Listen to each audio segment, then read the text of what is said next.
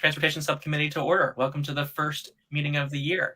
And hopefully it's the coldest meeting of the year. It's not that great outside. So I thought you see the agenda, I think the key items was to go over 2021, check in about any sort of key deadlines for grant management for the year, to discuss a proposal to extend the shopping shuttle. And then the last was just really to check in quickly about some items and figure out when in the year we might discuss them, because we're not going to address that. And then identify when the next meeting is. Anything else to add before we jump in? Yes, Chairman. Since Kippy, I think, does not even recognize this meeting or this committee, can we think about putting somebody else on it? Yeah, I'll take a look at it. Thank you. Okay. It would preferably have to be someone on county government. So yeah, that's all right. As long as you're not going to get anybody that works in the daytime, and he does. So. Yep. Yeah, that'd be great. Not a problem. Okay, maybe for the first item, if I could turn it over to the controller's office and see if you have any general updates about sort of revenue, ridership for the year, and any sort of key notes about the fleet or fleet management.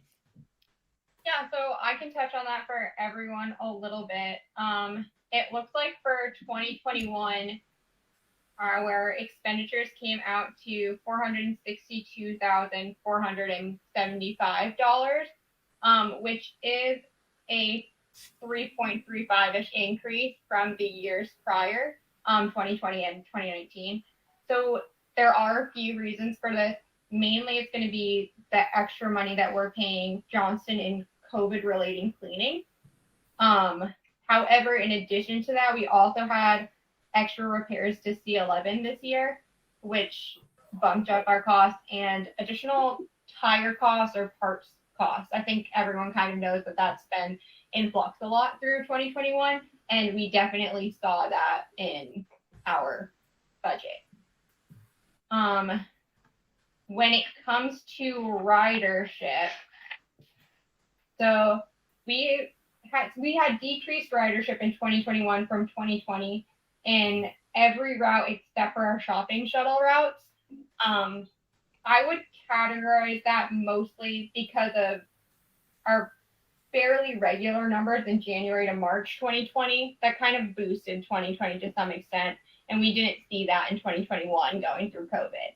So I'm not surprised by this information, and we're trending back on track, I guess is what I would say.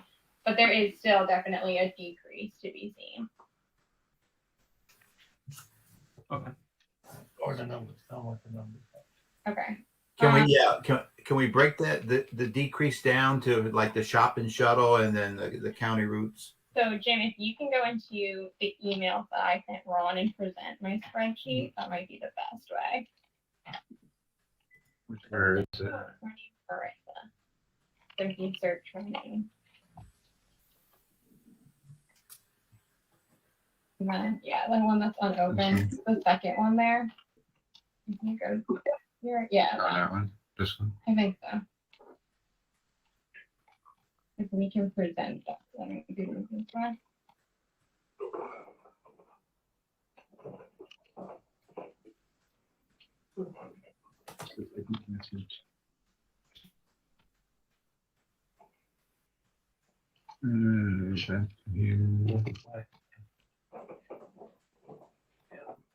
Hit that. Yeah.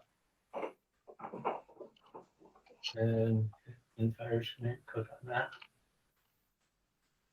Hey, can you see that? No. Yeah. Go back there. No, you have to have it open in the background He has and then go to your share screen. Okay.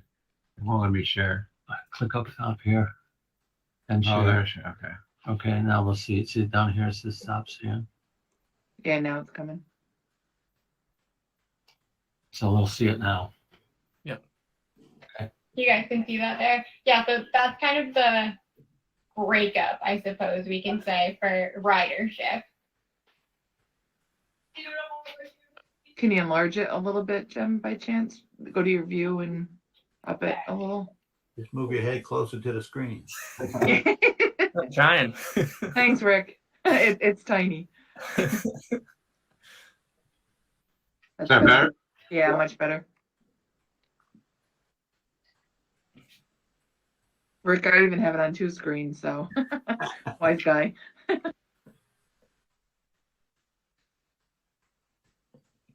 Yeah, so if you look at January to March 2020 in comparison to some of the numbers from 2019, they're fairly similar.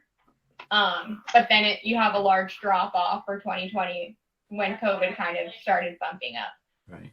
2021, it's very similar to 2020 aside from that first quarter. So I think that's where we're still seeing some of the decrease in ridership for the year. I mean, part of the issue, especially with the Albany shuttle, is that a lot of the state offices were closed. Right. And people were able to work from home, so. Yeah. Yeah, because I think the shopping shuttle, we're actually doing better this year than we were last year.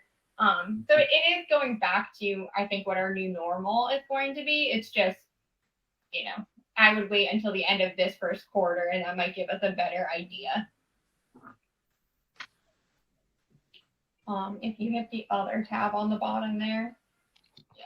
So these are kind of our expenses for 2021 as well. You can see in red text, I kind of broke it down in a way that hopefully makes a little bit more sense and isn't just a whole bunch of numbers to everyone. But you can kind of compare it to 2020 and 2019 as well in terms of what we're paying Johnston and what we're paying in parts and labor. Okay. And then we got like a pretty sizable like COVID transportation grant last year too, though, right, to offset some of those increases. Oh, No. Is that the extra money we get? yeah. Yeah. The COVID money through STOA was about $15,000 in added revenue. Okay. Yeah, I thought we got like a 50 or 100,000. I thought we got like a big chunk. Maybe that was 2020, but I thought we got some like big chunk of money that was more sizable. Still about 50 cents. Let's see.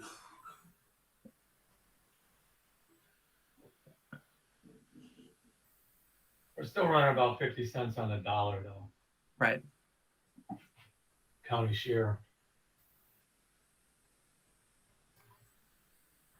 Okay. Well, this is a good summary. Anything else before we just move to? It's a good segue to the grants management plan for the year. Are there key deadlines for 5311 stuff? Yeah, 5311 has a deadline in April for the annual report. So we have some time for that. We did complete our fourth quarter STOA reporting last week or the week before. And is that annual report, that's the one where we can put in for like potential capital expenses and like some like plan, like that's, we can like put in some more ambitious plans and potentially get funding for that in the future? I believe that's correct, yes. Okay. And do we have ideas for what capital improvements we might want to put in there? I'm thinking we have a plan for that, Mike, outside of new buses. Okay. All right. I think, yeah, and in terms of the buses, you need to have Mike Johnston involved in that Right. conversation. Yeah. What was we had talked about having some sort of like covered area, and we determined like that wasn't eligible, or that's still a possibility. It's still a possibility, Mike. Okay. With that. I know for Cassie left, she put in for how much, Jim? $530,000. Of federal money. And we're supposed to be getting that shortly. Oh, great. So we got to be look out for that. And I forget exactly what that was for. I think that was to cover the county share going back a couple of years, which would make sense, that would add up to that. And I believe that's what that's for, is federal covers the county share, left over. That's like the STOA back, or the 5311 back pay that we had missed for a few years. Yeah. Okay.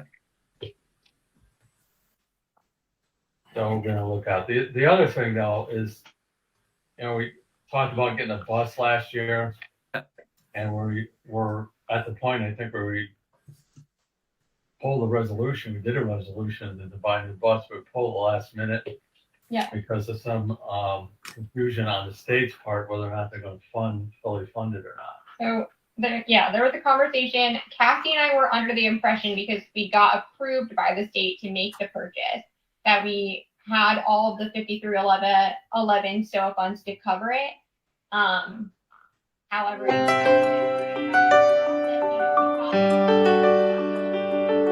amount to purchase the bus, and kind of last minute, literally, I think like the day the resolution was due, they decided that we could not do that.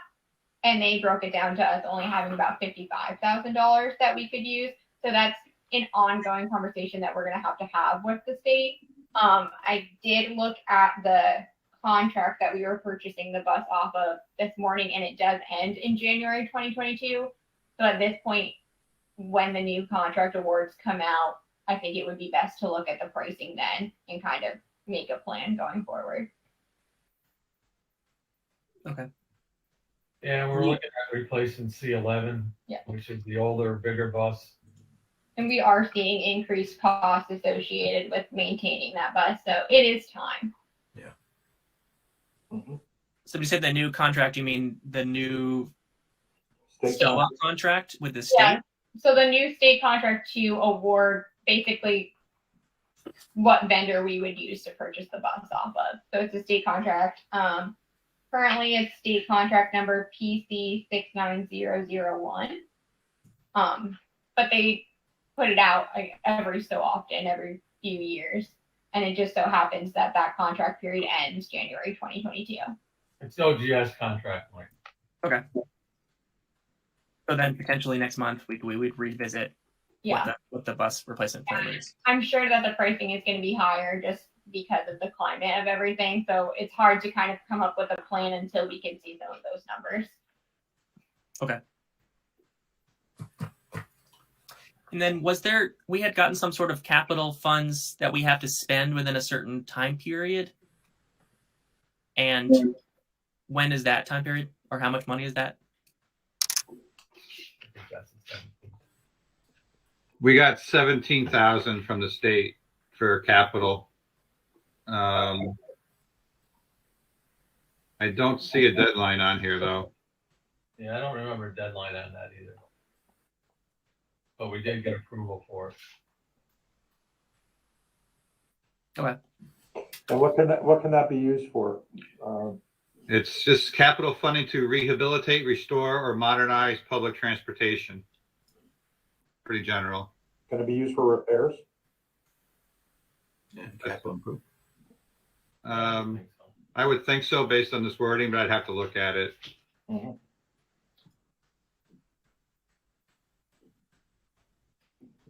So in my opinion, sooner than later, I think Mike should attend the next meeting with a fleet update. In terms of mileage on all our buses, the repairs that are going to be anticipated and repairs that have already been done. So we have a better understanding. It's been a while since we talked about that. Yeah, so I think he's out of town for the next few weeks, maybe Yeah. end of January, beginning of February. Yeah. Yep.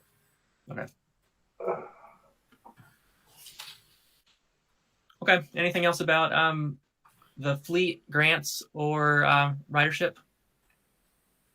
No, that's about it. Okay, thanks. Okay, so then I want to share this proposal about extending the shopping shuttle, which is something we've been talking about for a few years now. So just to kind of recap, this project sort of kicked off in January of 2020. We had gotten a petition from a bunch of residents asking for an extension of the shopping shuttle. In response, the committee planned to do a pilot program of extending the shopping shuttle hours. I think it was going to be a 3 or 4 month plan. And then we were about to launch that at the beginning of quarantining because of COVID. So we pulled that back. During that time, I guess last year we decided to relaunch that proposal, but Mike Johnson wasn't able to do an extension. So he just couldn't find the bus drivers, and it just didn't work with their transportation plan. In the meantime, I talked with another transportation provider. They're called Tech Valley Hospitality Shuttle. They're out of Rensselaer County, and they were interested in doing the extended hours, the part that Johnson Transportation wasn't willing to do. And Spark of Hudson has remained interested in sort of covering any sort of overage that isn't covered by 5311 and STOA. So the proposal would be is that we would hire Tech Valley or a company like Tech Valley to just do these extended shopping shuttle hours. We would, those expenses would be in large part covered by STOA and 5311, and then whatever extra isn't covered by ridership revenue, Spark of Hudson is interested in, if not covering the whole thing, at least significantly offsetting those costs. So I'm interested in pursuing this. I think there's still some details we have to work out in terms of whether or not how we qualify for making sure that we're within the 5311 criteria. But I think it's worth moving forward on and seeing if we can provide this service at low cost to the county. And I just want to check in with the group and see what you thought. Mike, my first thought is, are they going to be using their own buses? Yes. It seems like too complicated to have two different providers operating our buses. So that's what I thought we would pay extra to basically have them use their own buses. Who, you mean Tech Valley? Yes, they use their own buses. Their own buses and their own drivers? Correct. Okay. And the additional revenue, you're talking about STOA and 5311, the additional revenue that's in the extended hours would go to offsetting, or are you talking about including it all together? I guess we could talk about exactly what the math is, but so if we come up with in some ways also separating who's doing the extended hours, there's going to be a very clear idea of expenses because we'd be paying this new provider a certain fixed cost for what their service is. And then STOA has a formula based on mileage and riders about how much the state will reimburse us. So we'd have like the ridership revenue from that piece, from the extended hours. We'd have the STOA reimbursements based on mileage and ridership. And then 5311 reimburses like 50% of whatever costs are remaining. Mm-hmm. So then if Spark of Hudson basically either covered the full or most of the remaining costs that aren't covered by the ridership 5311 and STOA for the extended hours, they could basically compensate whatever those remaining costs are. So in the end, the county breaks even after all the grant management work. That would be like the approach that we would go with. How would the money flow in terms of, would it come from Spark to the county and then the county pays the bill, or? Yeah, I think we could go over what those details look like. I think that's probably, the county probably should be the one who's paying, because I assume that in order to get 5311 and STOA, it probably needs to come through the county. So my sense is that we would be we'd have to come up with some sort of contract that determines how we bill Spark of Hudson and or like whether they provide a retainer or a grant. But so those are things I think we're all kind of open to logistics of like how we figure that out. But the sort of concept note would be we would have some sort of general plan for like when we build them and how we build them. Mm-hmm. And it would be a pilot program, and that's, I think we could also discuss what that, like, is it a 6-month pilot? Is it a 1-year pilot? And what the specific hours are. So those things we still have to work out. But in general, if we think that we would get into more details. Okay. So in your opinion, would the plan be that ultimately, if this pilot should happen to work out, that this would all be incorporated in the next bid in 23 for the next provider? All of one service, or continue on with 2 different providers? Well, yeah, it certainly seems better. I haven't thought that far ahead. It certainly seems better to have one provider rather than two providers. But I but I guess in some ways, whichever way gets it, like if we can have one provider instead of two, like that's better. But if we need to have two because it's too much, it's just too big a project for any one provider to do, I guess I would be open to that. And part of the pilot, we'll see how complicated it is to have two providers. Well, we could bid it just like we bid the youth shuttle.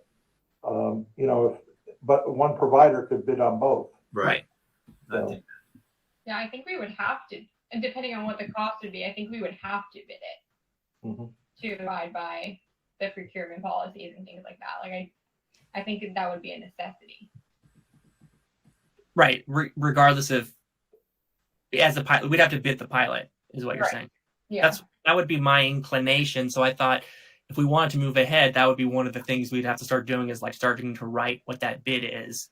I thought if we were interested, I could try to ask New York State, and maybe it's a federal issue, but like see if we could get some sort of waiver for a pilot program, and maybe somebody who with influence is interested in doing that for us. But if we want to go through the bid process, and maybe we're committed to the bid process because we, that's also fine. But that's probably going to take a few months. And so if we want to bid it out, I would say let's start figuring out what that bid is so we can get that moving. where's Tech Valley Hospitality located? They're in Rensselaer County. I'm not sure where in Rensselaer County. If they're, I assumed in Troy, but I actually don't know. And so it's not like I've done a huge amount of vetting with them. It's like, so that, those would be things that if we didn't bid, we certainly would need to do a lot more vetting with them. And if we did bid, that would be part of the bidding process. I get it. They're in Cohoes, Rick. Okay. Those. I like the idea, especially since Mike said that he doesn't have the staff to do it. I just think we need to be careful in terms of to make sure that they're a company that has a good working relationship with New York State DOT. I'm assuming they've got other contracts, Michael? Yeah, that was my impression. Yes. Good. But we should vet that as well, just to see. Right. So I think that I think one of the key questions would be is that if we're doing a bidding process, like that would all be included in the bid process, right? Is that they would need, and we have a formula for that because we basically could take our previous public transportation bids and just tailor it to these extended hours, So and we'd already just include all those requirements. the bid would actually have to be approved by the state throughout this as well, which is also going to make the bid process longer too. Right. So yeah, because they'll do a lot of the vetting. We have to put in certain language to make sure that it fits the standards associated with public transportation, but the state will also have to be a part of the process throughout. So that might help us also like answer some of these questions around like, are they a viable provider? Is that like they'll have to go through the state approved process? Yeah, I think they have to have like a certain percentage rating and things like that to be considered viable. Right. Marissa, can you reach out to some of our contacts in the state? Yeah. What they know about it?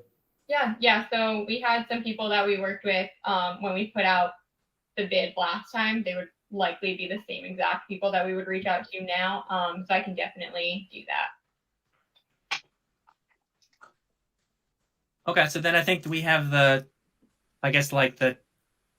two kind of planks that I see is one is this procurement process, which if you're reaching out to the state, I think that's the good first step. And the second would be if we end up doing it, like the legal/financial process of like how we're getting granted from how Spark of Hudson is like providing financial support.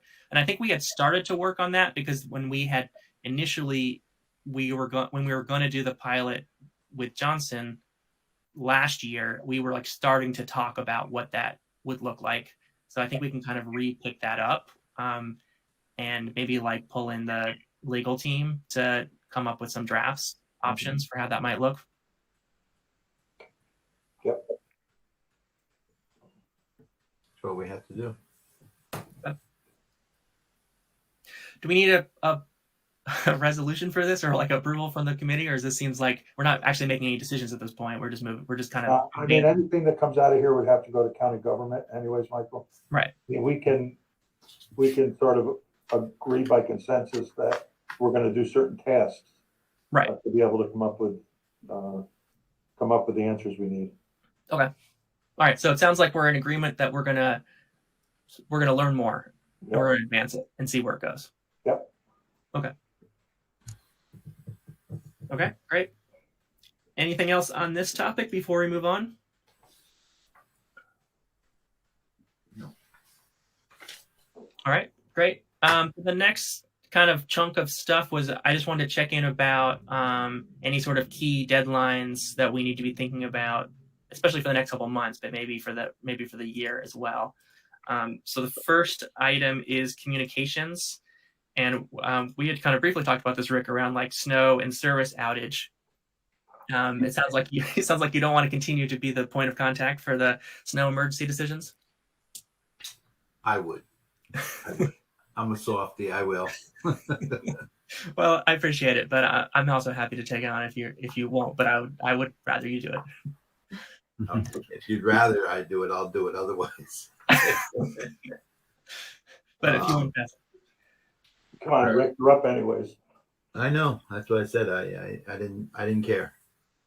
and it sounds like the connection with the texting E911 with Lopez is working well. That's got on a couple times last year, right? Right. Okay. Right. Yeah. And then do we need to do any updates to the website? I don't know if we have like a holiday schedule or just sort of like other things that are changed, like now that it's 2022.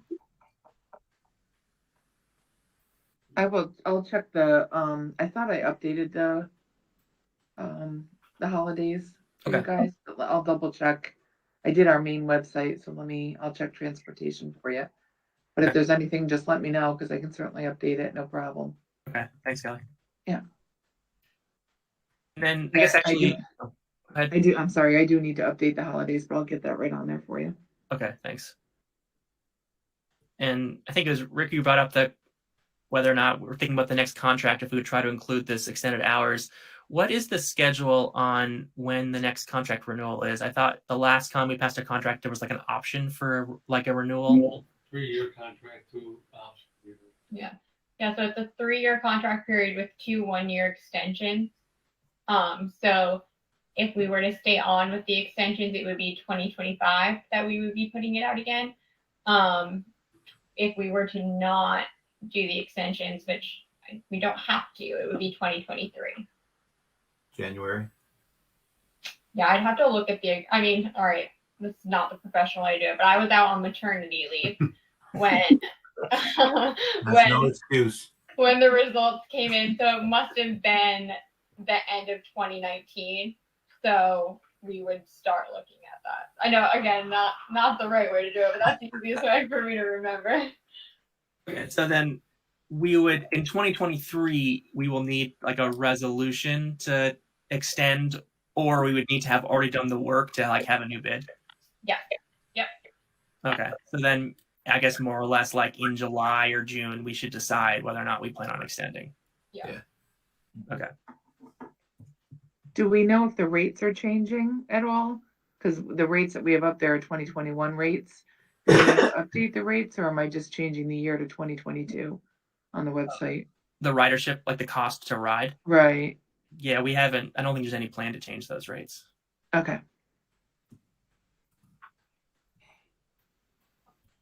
Okay. All right. So I guess we'll revisit in a few months about the contract. And then, is there anything we need to do? We had that meeting I think one of our last meetings, we talked about Title VI, and that there were some like things we need to change on our materials and the website, and maybe have like a more formal was it a more formal like Title VI complaint process? Well, it's a bigger issue than we even imagined. Right. I think we're ahead of it, but we had decided, I think, in talking to Ron, that Marissa would be the coordinator for transportation, but what we're finding out, it's more than just transportation. it's road work with the highway.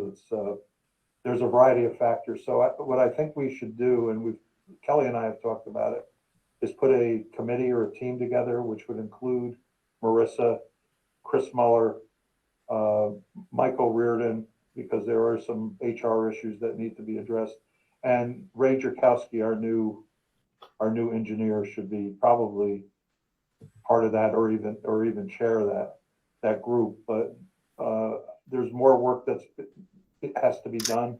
I believe, Kelly, we're in compliance now. But We currently are, yes. But it's an ongoing process. So A much bigger project than we thought. So I think we're going to put that committee together, but transportation would be part of that. Okay. Say from the transportation end of it, what I think you were referring to was that we had to put together a Title VI complaint form and put it on the website. So the Deputy County Attorney Chris Miller and I did do that. So that form is on the website. It is accessible. If you look at the bottom, I think there's a link there where we have to have a little Title VI disclaimer, and we just included the link right on the bottom. So we should be set on the transportation page side of it at least. Okay, great. And a lot of this emanates from the fact that we're receiving federal money, not only for transportation, but for our highways and so on.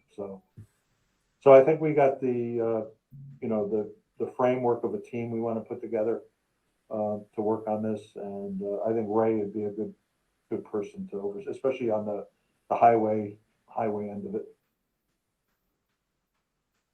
That sounds great. Sounds like a plan.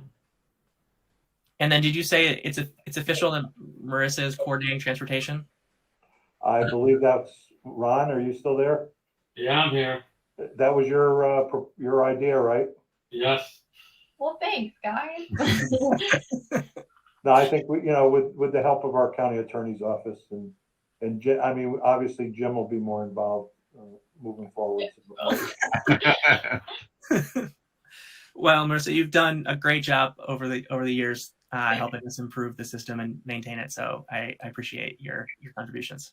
Thank you. I enjoy sitting here with you guys and doing this. Great. Okay. Last item was we've been talking about this I feel like over the years, is that we have an official Columbia County Transportation Plan, although I'm not sure if it has officially expired or if we need to update it, especially in terms of the 5311 funds.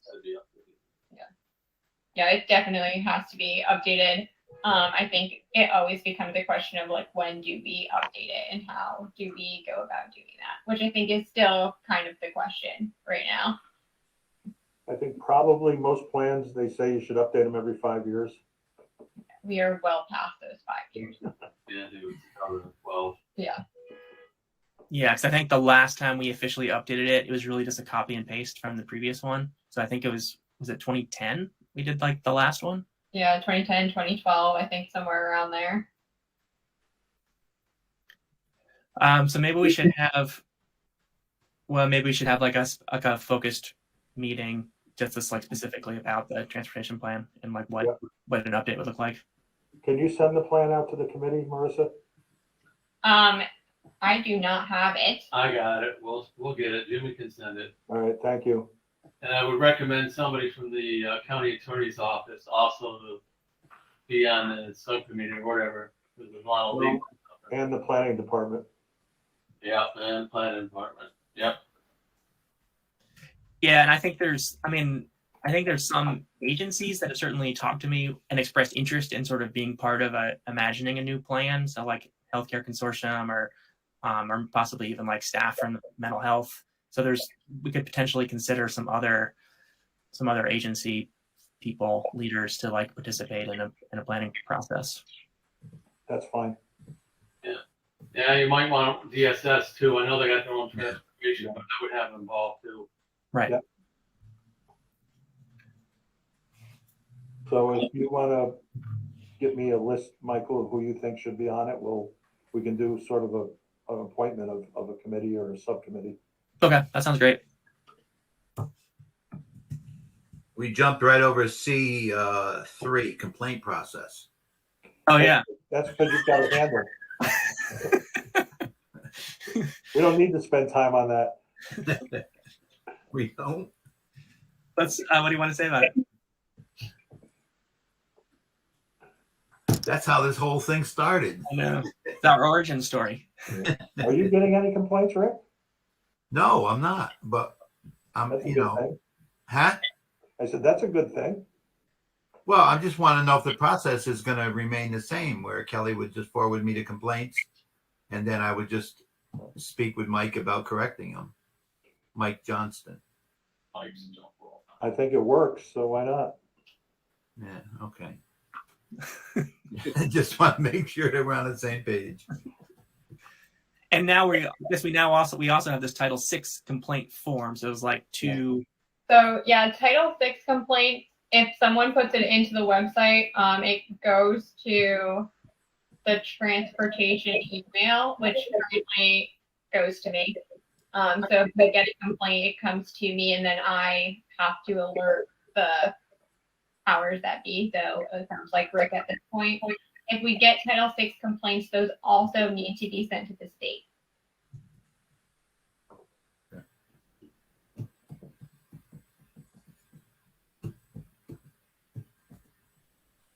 All right, what do y'all think about that?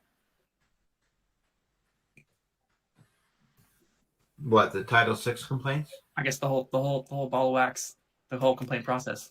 I'd have to see the form for Title VI to make a determination. I was just talking about the run of the day complaint where a bus driver may stop and go too fast, or wasn't picking somebody up, or the too much smoke or not enough heat, things of that nature that we can correct on a simple phone call. Yeah. Title VI seems to be a little more complex. Yeah. How are you feeling like I mean, it sounds like we haven't gotten that many complaints recently. How are you feeling about the complaint process? Are you seeing like consistent problems, or what is? No. I mean, they've sort of went away. Maybe because they're getting corrected too quick. I don't know, but Yeah. Well, I think a lot of the complaints we got, remember, Rick, were, the buses being too cold. yeah. And I think getting the newer buses have helped that problem. Yeah, I think when we bought the last two most recent buses, we even put an option on there for like basically improved heating systems and cooling systems. So hopefully that has helped as well. And the stops up in Albany, I mean, now we know that our bus drivers are going to stop there regardless if they're on time or late or whatever. But the riders will know that they will be at that stop one time or the other. So I think it's worked out. Good. Rick, the form for the Section 6 complaints is right on the website. If you just go on the county website to the bottom, you can click on it. Okay. Yeah, if you guys want to put one in to see what it looks like on like the other end of it, just put in a complaint to file some nonsensical thing. That's how we tested it. And I can show you the back end of that as well. I just can't do it if I don't have anything in the system. I'll look at that. Okay. Anything else? Well, next meeting. Hey, so it sounds like, should we try to do something in the end of January based on what Mike Johnson's schedule is? Yeah, I would. Yeah, before you schedule something, I would check on his availability. Didn't he say he was coming back the 21st? Something like that. Yeah, something like that. Okay. You want me to check, Mike, and let you know when he's back? Yeah. Or I was going to say, or do you want to set a tentative one? I don't know if we're going to keep doing virtual. He should be able to do virtual. Yeah, even on the airplane. Well, if we are looking at that like week of the 24th, I can't do the 24th, but I could do most of those mornings. He's out till the 21st. Just so Okay. you know. How about the morning of the 25th? Tuesday? Kelly, does that interfere with any of the labor management for me? No. Chairman has a meeting at 11. And that's my payroll day for the town, but that's. Yeah. I How go, about the 27th, Mike? Does that work for you? It might give Mike Johnson a little bit of time to come back and breathe a little. I can do the 27th as long as we're done by 11, which seems like if we do it at 9:30 meeting, that'd be fine. Okay, we'll tentatively set it for the 27th at 9:30. Yeah, is And that I'll good for everybody? Okay. I'll reach out to Mike Johnson.